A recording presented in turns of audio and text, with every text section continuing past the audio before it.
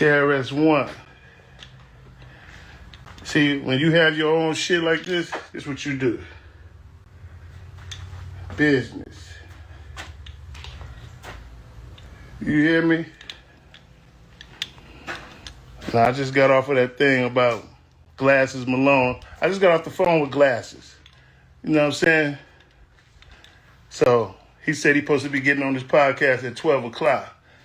You know what I mean? Because I told him, man, that wasn't, you was sucking some, you was talking to Snoop to try to get some likes. See, no. Yo, Daz just called Snoop a straight-up thief on his own publishing. No hesitation, no softening it for the cameras. For Tupac music, for the Chronic album, the most classic West Coast records ever pressed to wax, records that built an entire era of hip-hop from the ground up. This ain't beef no more. This a man exposing decades of quiet resentment, a private phone call nobody outside his circle was ever supposed to hear about, and something he calls family business that he refuses to fully explain no matter how far he pushes into it. And right when it's about to get real messy, right when you think he's finally gonna say the thing everybody's waiting to hear, he cuts the camera off himself. What's good? What's good? Welcome back to Camera with Podcast. Smash that like, hit subscribe, share this with somebody before you even scroll past this one. Everything I'm about to say is based on stuff already out there publicly, allegedly, reportedly. But this one's got real history behind it, decades of history, the kind that doesn't just disappear because time passed and everybody moved on to new drama. Some things stay buried until somebody finally decides they're done staying quiet about it. Man, Daz opens up with pure ice cold sarcasm, no build up whatsoever, no warning shot fired first, straight into it from word one. He tells Snoop directly, whenever they come my way, I'm going to send them your way. Like he's already completely done being polite about whatever this actually is between them.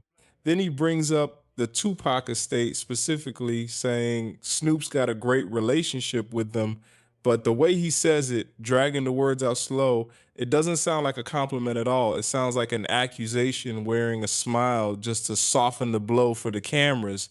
These young going to keep taking that old music and making it new again.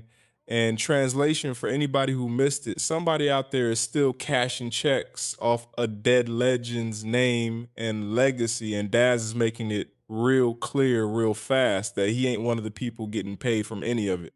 That's a genuinely heavy way to open any video, no easing into it, no small talk first, and it sets the tone for absolutely everything that's about to come after it in this story. Your shit. Daz, you got a whole lot of that want to use your shit, so whenever they come my way, I'm going to send them your way. I know you and Tupac Estate, y'all got a great relationship. Cordell do too with them, so that's just some more free money. These young gonna keep taking that old music and making it new again. See you soon, cuz.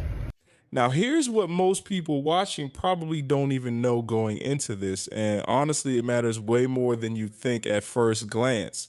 Old school publishing deals from the 90s were absolutely notorious for locking artists out of their own work for decades at a time, sometimes permanently, sometimes for the rest of their lives.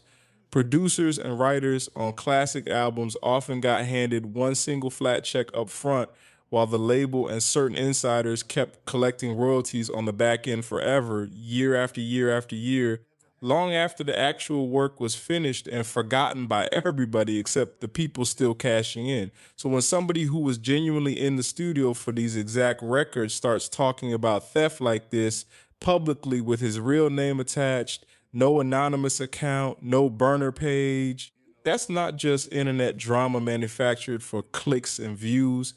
That's a documented pattern that's followed this entire era of hip hop for over 30 years now, quietly destroying friendships and business partnerships behind the scenes. And it's still causing real deep fractures between people who used to genuinely be family, who used to trust each other with everything.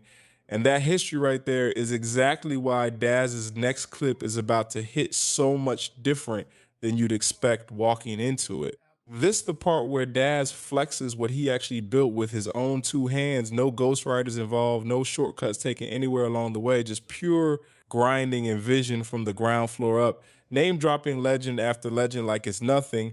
2 Live Crew, BDP, Ice Cube, Eazy-E, Public Enemy, Too Short, all connected in some way to one legendary project he personally helped shape and shepherd into existence. When you have your own stuff, this what you do business, and that single line right there might genuinely be the entire thesis of this whole video packed into one sentence. He's not just promoting a classic album for nostalgia points and old head memories. He's showing actual tangible receipts of what real ownership looks like when you build it the correct way from day one, no cutting corners. And that makes the accusation against Snoop hit about 10 times harder than it would land otherwise, because Daz clearly, obviously knows exactly what doing it the right way looks like. He's lived every single part of it firsthand. What's up, y'all? What it do? Hey.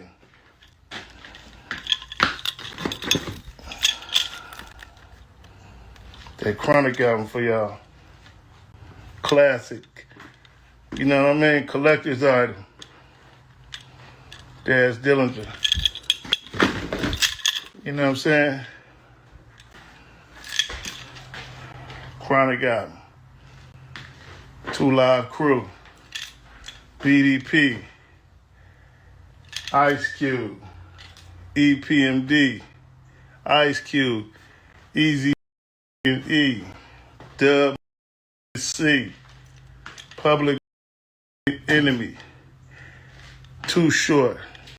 And that's honestly what makes this whole thing personal instead of just another forgettable business dispute you scroll right past on the timeline. Daz isn't some outsider throwing shade from a safe, comfortable distance somewhere. He was literally in the building, in the actual studio, building this entire culture right alongside Snoop, brick by brick, session after session, late night after late night. This ain't a man who's mad because he's broke and bitter looking for attention. It's a man who's mad because he personally watched somebody profit off shared work while he still had to fight tooth and nail just for his own name to matter in those same rooms he helped build. That kind of resentment does not build overnight. It takes years, decades even, of quietly watching from the sidelines while somebody else gets the credit, the shine, and the checks that should have been split fair from the start. And it's about to come out in the most explosive way possible, in a way that even Daz himself seems to catch and stop mid-sentence over. Like, he surprised even himself with how far he was about to go. Daz drops a bomb absolutely nobody watching saw coming in this clip, reveals he just got off the phone with Glasses Malone about him going on a podcast at noon that exact same day, timing that feels way too specific to be a coincidence. Then he says it, zero filter whatsoever, straight to the point, no hesitation at all, no softening the blow first, accusing Glasses of sucking up to Snoop purely to get some likes and engagement online, nothing deeper than that in his eyes. And right after that line lands and settles, the real gut punch of this entire video drops without warning. Stay out of family business. That's not a rap beef line thrown around for shock value. That's not some throwaway diss meant to trend for a day. That's a man telling the entire internet this runs way deeper than anybody watching even realizes right now. This is blood. This is real. This is something that's been quietly simmering for years behind closed doors that only a handful of people actually know the full truth about. We didn't like a lot of things, he says next, almost like he's testing how much he's willing to give away. And just when you think he's finally about to explain exactly what that means, exactly what actually happened between them, he says one single word instead, cutting himself off completely. Cut.